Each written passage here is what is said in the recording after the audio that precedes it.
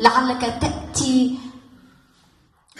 تأتي فارسا أسطوريا خارقا فتهبني مفاتيح الأرض لأؤسس مملكة جديدة للخصب للكائنات، وأرسم على سماء المدينة شعارات أخرى للحب، فكل الترانيم لا تزيل ما علق فينا من بغاء مقدس. وتسألني من أين أتيت؟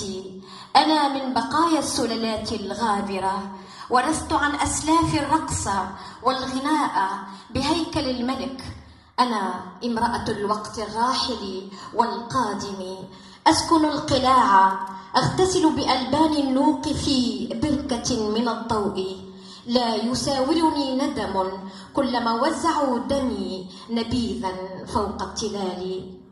قد تتألق ليالي المطر، قد يعانقني نجم على وجهي، قد يسقط ضياء، وقد تجيء مريم وفي جرتها مياه ساخنة لتزيل لعنة الجدب مني، فأتخذ من التراب حرفا أخبئ فيه طفلي لينبت من جديد عندما تكبر عناقيد الحكمة في جسدي وترشح وردا وماء.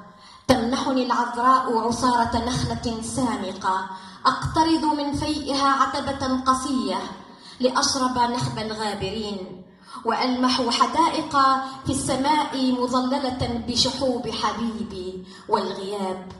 تطول المسافات، أهجس في سري كيف نعبر أحزاننا، وكيف نمنح للعتمة أغنيات من الضوء كي لا تموت الأسماء.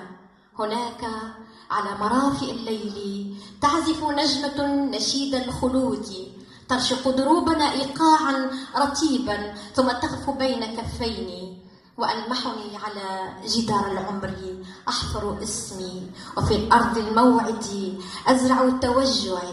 فكم أينعت عناقيد الانتظار في يدي، وصار للقمر أصابع على كفها تقتات روحي حبيبات ضوء لتزهر دمائي بين العتمة والنور. ويرتفع الطلع حيث الكواكب، وفي الكواكب أغنية تهاتفنا، فنزداد اتساعا.